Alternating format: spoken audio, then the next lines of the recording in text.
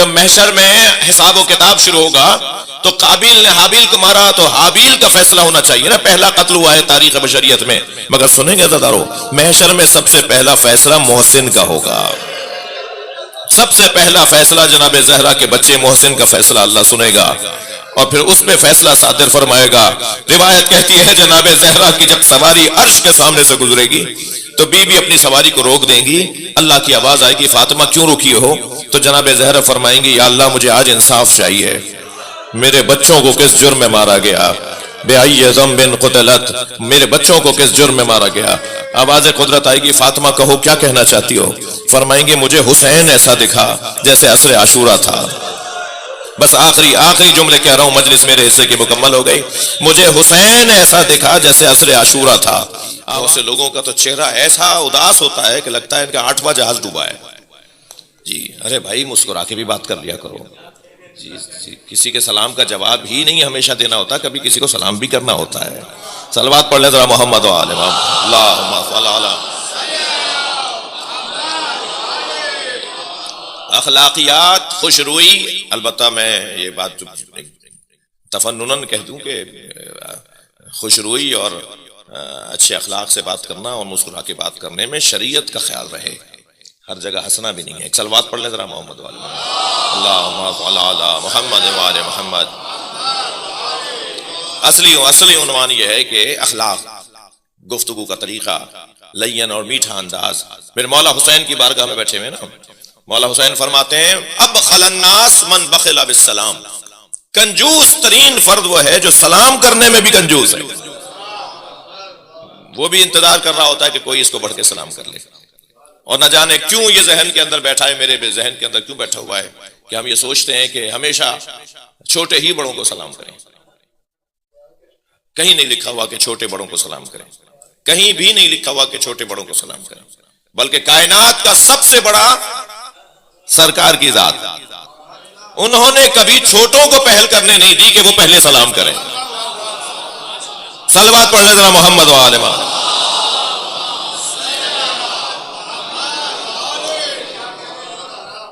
تو یہ پیغامات اس گھرانے ہی کے ہیں، اور الحمدللہ اگر اس روش پر آگے بڑھیں تو سب سے بڑا اور روشن پیغام یہ کہ میں کچھ نہیں مانگتا تم سے، جو میں نے تمہارے ساتھ محنت کی ہے، تمہاری خاطر میں نے صعوبتیں برداشت کی ہیں، ہجرتیں کی ہیں، پتھر کھائے ہیں، چپتے جملے سنے ہیں، تہمتیں برداشت کی ہیں، جادوگر بھی کہا، دیوانہ بھی کہا، نہ جانے مجھے کیا کچھ نہیں کہا۔ سرکار فرما رہے ہیں لا اسألکم علیہ اجرا الا المودۃ فی القربى، میں تم سے جو کچھ میں نے کیا ہے اس کے بدلے میں کچھ نہیں چاہتا، کچھ بھی نہیں چاہتا جو میں نے تمہارے ساتھ کیا ہے، الا المودۃ فی القربى، سوائے اس کے، الا اس کے کہ قربہ سے محبت کا اظہار رکھو۔ جی نظام ہے میرے بچوں، جوانوں، محبت اہل بیت ایک نظام کا نام ہے، ایک رسم کا نام نہیں ہے، ایک سسٹم ہے، ایک نظام ہے محبت اہل بیت، اور یہ محبت اہل بیت ضمانت ہے، تضمین ہے، جی بیمہ ہے اسلام کے تحفظ کا۔ جتنا محبت اہل بیت میں کثرت اور شدت ہوتی چلی جائے گی، اتنا اسلام کا تحفظ یقینی ہوتا چلا جائے گا۔ صلوات ہدیہ کریں نبی کی ذات پر، اللہ صلی اللہ۔ 1,24,000 نبیوں کی محنتوں کے تحفظ کو محبت اہل بیت کہا جاتا ہے۔ یعنی ساری محنتیں اگر محفوظ ہو جائیں تو کس طرح سے ہوں، کیا کریں کہ انہیں محفوظ کیا جائے۔ سرکار کے پاس جیسے جیسے نبی بڑھتے چلے گئے اور بعد والا نبی پچھلے نبیوں کی محنتوں کا وارث بنتا چلا گیا تو میراث سنگین ہوتی چلی گئی، جی سرمایہ گہرا اور وزنی اور زیادہ ہوتا چلا گیا۔ تو جو سب سے آخر میں آ رہا ہے اس کے پاس تو سب سے زیادہ سرمایہ ہے نا، یعنی سرکار جب سب سے آخر میں آ رہے ہیں تو سرکار کے پاس سارے نبیوں کا سرمایہ ہے۔ اب اتنی دولت جس نبی کے پاس ہو، اتنا سرمایہ جس نبی کے پاس ہو، وہ نبی بار بار یہ سوچے یا نہیں کہ یہ سرمایہ، یہ دولت جو مجھ تک پہنچی ہے، یہ میرے بعد کیسے محفوظ رہے گی، کیا کیا جائے کہ یہ ساری محنتیں محفوظ ہو جائیں۔ اللہ نے اپنے حبیب کو تسلی دی، وَلَا سَوْفَ يُعْطِيكَ رَبُّكَ فَتَرْضَىٰ، اے میرے حبیب بہت جلد ہم اپنی ایک عطا کے ذریعے سے تمہیں راضی کریں گے. تم جو بار بار سوچ رہے ہو کہ یہ محنتیں بچیں گی کیسے، بہت جلد ہم اپنی عطا کے ذریعے سے تمہیں راضی کریں گے، تمہیں اطمینان دلائیں گے. یا اللہ مجھے مطمئن تو کر، یہ محفوظ کیسے ہوگا، یہ ساری محنتیں محفوظ کیسے ہوں گی، مجھے اطمینان چاہیے. تو اللہ کا جواب آیا سورہ ضحیٰ کے اندر کہ بہت جلد ہم اپنی ایک عطا کے ذریعے سے تمہیں راضی کر لیں گے کہ جو تمہارے پاس محنتیں ہیں وہ ضائع نہیں ہوں گی. اس سورہ مبارکہ ضحیٰ کی 4 آیت کو پلس کیجئے سورہ کوثر کے ساتھ. انا اعطیناک الکوثر، ہم نے آپ کو خیر ہی خیر فاطمہ زہرا عطا کر دی. صلوات پڑھیں محمد و آل محمد.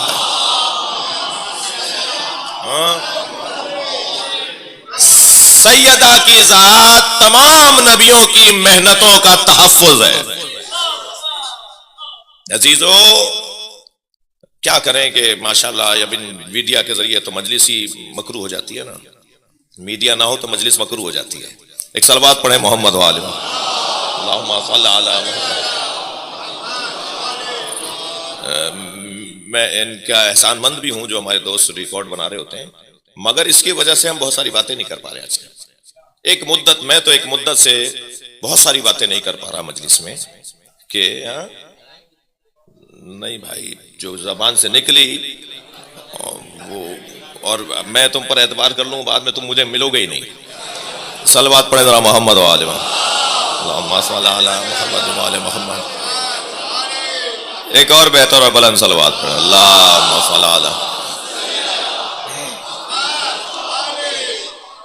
یہ جو جناب زہرا گئی ہیں نا فتق مانگنے کے لیے، اب میں بات بھی کرنا چاہتا ہوں اور توجہ بھی آپ کی چاہتا ہوں. جو سیدہ فتق مانگنے گئی ہیں، در حقیقت سیدہ کو باغ کا کوئی جس کے چاہنے والے مستغنی ہو جائیں، جی جس کے چاہنے والے مستغنی ہوں، جس کے فقیر ہی لوگوں کو عطا کرتے ہوں، وہ باغ کی خاطر نہیں گئی ہیں، وہ ایک نظام کو بچانے کے لیے گئی ہیں، وہ ایک نظام کو محفوظ. صلوات پڑھ لیں ذرا نبی اور آل نبی پر.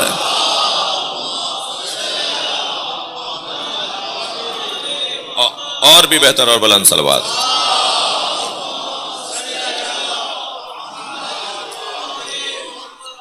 توجہ ہے نا اب آپ کے. یہ در حقیقت ایک نظام بنانے کے لیے اور ایک نظام کو محفوظ کرنے کے لیے حضرت نے فدق کا مطالبہ کیا ہے.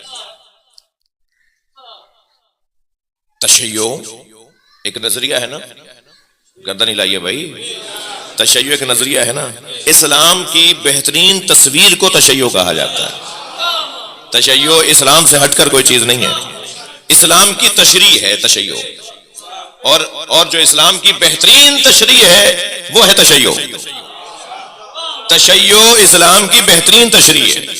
بار بار اس لیے کہہ رہا ہوں کہ اور تشریحیں بھی ہیں، مگر اسلام کی بہترین تشریح تشیع ہے. تشیع کی بنیاد جس نے ڈالی اسے فاطمہ کہا جاتا ہے. صلوات پڑھ لیں محمد و آل محمد. بی بی مؤسس تشیع ہیں، بی بنیاد رکھنے والی ہیں تشیع کی.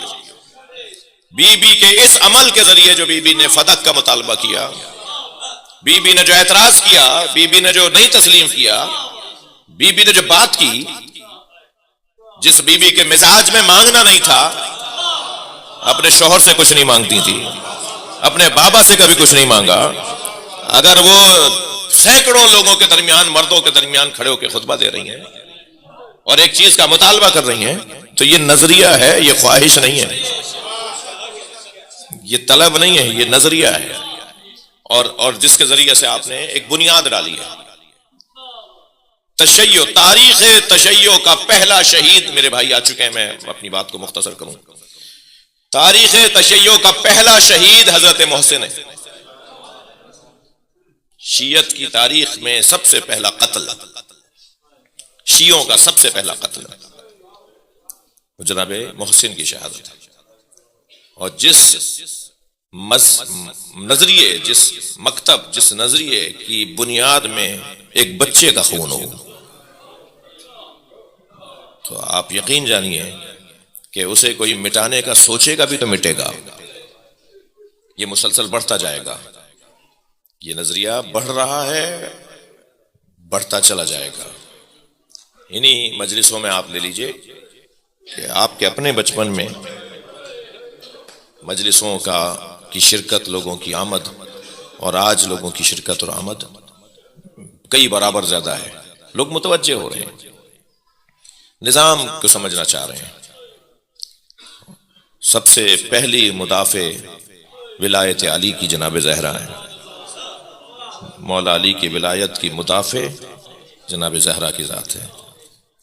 یہ دروازے پہ جو خود آئی ہیں علی کے ہوتے ہوئے، گھر میں مولا علی ہیں، تقریباً 10 صحابہ کرام گھر میں ہیں جی، جن کو لینے اور گرفتار کرنے کی غرض سے ہی تو لوگ آئے تھے اور کہا تھا کہ انہیں باہر نکالو، تو بی بی نے فرمایا کہ میں انہیں باہر نہیں آنے دوں گی۔ کبھی غور کریں نا، یہ بچے جو تاریخ پہ یعنی روایات سے ہٹ کر جو ہے وہ تھوڑا سا ہٹ کے بھی دیکھیں مسائل کو۔ جی، گھر میں مرد موجود ہیں، جناب مولا امیر المومنین موجود ہیں، اور جناب زہرا دروازے پر آ رہی ہیں۔ یہ جناب زہرا کا دروازے پہ آنا بتا رہا ہے کہ نظریے کی خاطر آئی ہیں جی، نظریے کی خاطر۔ اگر ذاتی مسئلہ ہوتا، جو بعض لوگوں نے کہا نا کہ علی کے ہوتے ہوئے یہ کیسے ممکن تھا، تو یہ ذاتی مسئلہ ہی نہیں تھا، یہ نظریے کا مسئلہ تھا۔ جناب زہرا سے زیادہ محترم وجود اس وقت کوئی نہیں تھا۔ خود کہا آنے والوں نے، فاطمہ روح زمین پر نبی کے بعد آپ سے زیادہ محترم کوئی نہیں ہے، لہٰذا آپ اپنے گھر میں لوگوں کو جو ہیں انہیں ہمارے حوالے کریں۔ بی بی نے فرمایا کہ میں ان کو آپ کے حوالے نہیں کروں گی، کہ اگر ایسا نہیں کرو گی تو ہم گھر کو آگ لگا دیں گے۔ ہاں یہ تاریخ ہے۔ 46 کتابیں تو میں نے اہل سنت کی کھول کھول کے دکھائی ہیں، وہ جو یوٹیوب پہ کلپ موجود ہے اس میں 36 کتابیں، بعد میں جو کتاب چھاپی اتفاق سے میری گاڑی میں بھی موجود ہے، ہم نے اس کو اسکین کر کے کتاب کی شکل میں چھاپ دیا ہے۔ 46 اہل سنت کی کتابیں ہیں جس میں اس واقعے سے متعلق روایات موجود ہیں۔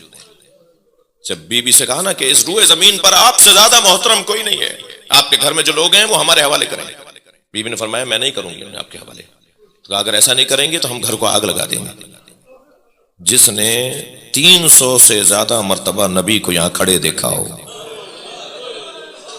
کہ سرکار بار بار دروازے پہ کھڑے ہو کے سلام کرتے ہیں، جس نے یہ دیکھ لیا ہو کہ ملک الموت اس گھر میں داخل نہیں ہوا جب تک جناب زہرا اجازت نہیں دیں گی، جبریل امین دروازے پہ کھڑے ہو کر جناب زہرا سے اجازت لے کے گھر میں آتے تھے، جس بی بی نے سینکڑوں مرتبہ اس دروازے کی تعظیم دیکھ لی ہو، نبی کی رحلت کے چند دنوں بعد ہی اگر اس لب و لہجے میں کوئی آواز آئے کہ جب بی بی فرمائے کہ میں انہیں تمہارے حوالے نہیں کروں گی، اور وہاں سے جواب آئے کہ پھر ہم اس گھر کو آگ لگا دیں گے۔ الفاروق کے اندر شبلی نعمانی لکھتے ہیں کہ ہمیں یہ واقعے کی سند نہیں مل سکی، آپ نے جو چاہا وہ تو سندیں مل گئیں، کیونکہ آپ نے چاہا نہیں، یہ سند بھی نہیں ملی آپ کو۔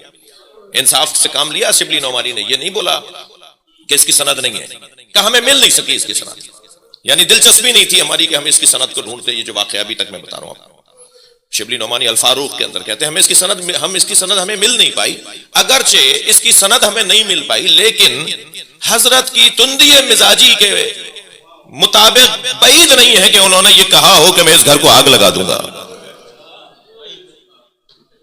ان کے مزاج کے مطابق بعید نہیں ہے کہ انہوں نے یہ کہا ہو کہ میں اس گھر کو آگ لگا دوں گا۔ بی بی سے جب اس نے کہا نا کہ میں اس گھر کو پھر آگ لگا دوں گا، تو بی بی نے فرمایا اس گھر میں حسنین رہتے ہیں، تم علی کا احترام بھول گئے، تم وہاں جو لوگ آئے ہوئے ہیں ان کا خیال نہیں کر رہے، لیکن اس گھر میں تو حسنین رہتے ہیں۔ تو عربی زبان میں اگر کوئی بات کہی جائے کہ ایسا پھر ایسا ہو جائے گا، اور وہ کہے کہ ہوتا ہو، تو اسے عربی میں کہتے ہیں وَإِن، صرف اتنا سا لفظ آئے گا جواب میں، وَإِن ہوتے ہوں، رہتے ہوں، حسنین بھی رہتے ہوں گے تو میں گھر کو آگ لگا دوں گا۔ سنی اور شیعہ علماء نے آگ کے نہ لگنے پر کہ نہیں آگ نہیں لگی، اس پر بہت بحث کی ہے کہ نہیں آگ نہیں لگی، مگر اس پر کسی نے بحث نہیں کی کہ یہ جملہ کہا گیا۔ یہ سب نے کہا ہے کہ یہ جملہ دروازے پہ کہا گیا کہ گھر کو آگ لگا دیں گے۔ میں کہتا ہوں اتنے پر ہی رک جائیے کہ یہ کہا گیا کہ ہم اس گھر کو آگ لگا دیں گے، بس ہمارے ماتم کرنے کا تو کافی ہے۔ ہمارے مجلس کرنے کو، ہمارے رونے کے لیے کافی ہے کہ سیدہ کے دروازے پہ کھڑے ہو کر کہا جائے کہ ہم اس گھر کو آگ لگا دیں گے۔ عزادارو، دروازہ جلنا شروع ہوا، اور جب دروازہ آدھا جل گیا تو ایک شخص نے اپنے غلام سے کہا اسے لات مار کے گرا دے۔ اجرکم اللہ، آپ کی آوازیں بلند ہیں، اللہ آپ کو اجر عطا فرمائے۔ جب آپ بلند آواز سے روتے ہیں ائمہ دعا دیتے رونے والے کو۔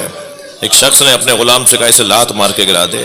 جب اس نے جلتے ہوئے دروازے کو لات مار کے گرایا تو جناب زہرا اس دیوار کے قریب کھڑی تھی جو دروازے کے بالکل ساتھ کھڑی کی جاتی تھی۔ پہلے زمانے میں دروازے کے سامنے ایک دیوار اٹھائی جاتی تھی تاکہ صحن کا پردہ رہ جائے۔ بی بی اس دیوار کے قریب، جو چند ہی ذرا کے فاصلے پہ دیوار ہوتی تھی کہ بندہ گھر میں داخل ہو اور پھر دوسری طرف سے گھر کے اندر چلا جائے، بی بی اس دروازے کے دیوار کے ساتھ کھڑی تھی۔ یہ جلتا ہوا دروازہ جناب زہرا پہ جا کے لگا ہے۔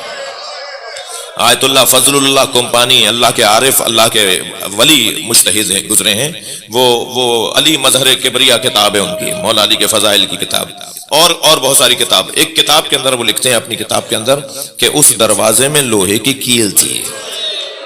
اجرکم اللہ، اس دروازے میں لوہے کی کیل تھی جس سے جناب زہرا کی پسلیاں ٹوٹی ہیں، اور ایک آواز فضا میں گونجی، یا فضہ تو خزینے، اے فضہ مجھے سنبھالو، میرا محسن شہید ہو گیا ہے۔ قیامت میں سب سے پہلا فیصلہ تو حضرت حابیل کے قتل کا ہونا چاہیے تھا نا۔ جب محشر میں حساب و کتاب شروع ہوگا تو قابیل نے حابیل کو مارا تو حابیل کا فیصلہ ہونا چاہیے نا۔ پہلا قتل ہوا ہے تاریخ بشریت میں، مگر سنیں گے عزادارو، محشر میں سب سے پہلا فیصلہ محسن کا ہوگا۔ سب سے پہلا فیصلہ جناب زہرا کے بچے محسن کا فیصلہ اللہ سنے گا، اور پھر اس پہ فیصلہ صادر فرمائے گا۔ روایت کہتی ہے جناب زہرا کی جب سواری عرش کے سامنے سے گزرے گی تو بی بی اپنی سواری کو روک دیں گی، اللہ کی آواز آئے گی فاطمہ کیوں روکی ہو؟ تو جناب زہرا فرمائیں گی یا اللہ مجھے آج انصاف چاہیے، میرے بچوں کو کس جرم میں مارا گیا، بِأَيِّ ذَنبٍ قُتِلَتْ، میرے بچوں کو کس جرم میں مارا گیا؟ آواز قدرت آئے گی فاطمہ کہو کیا کہنا چاہتی ہو؟ فرمائیں گی مجھے حسین ایسا دکھا جیسے عصر عاشورہ تھا۔ بس آخری جملے کہہ رہا ہوں، مجلس میرے حصے کی مکمل ہو گئی۔ مجھے حسین ایسا دکھا جیسے عصر عاشورہ تھا۔ آواز آئے گی فاطمہ برداشت نہیں کر پاؤ گی، فرمائیں گی میں اہل محشر کو بتانا چاہتی ہوں مجھ پہ کیا گزری ہے۔ وسط محشر کی زمین کو بلند کیا جائے گا، چاروں طرف اہل محشر ہوں گے، آواز آئے گی ھذا حسین، سارا محشر دیکھے گا اس طرف جہاں پر اشارہ کیا جا رہا ہوگا۔ منظر یہ ہوگا کہ حسین گھوڑے پہ ڈگمگا رہے ہیں، عصر عاشور حسین مولا گھوڑے سے گرتے ہوئے نظر آئیں گے۔ ادھر محشر میں حسین گریں گے، ادھر محشر میں جناب زہرا اپنی سواری سے گریں گے۔ پورے محشر میں یا حسین یا زہرا کی صدائیں بلند ہوں گی۔ وہ کربلا کا میدان ہوگا یا وہ محشر قیامت ہوگا، حسین کے ذکر سے صدائیں گونج رہی ہوں گی۔ الا لعنت اللہ علی قوم الظالمین۔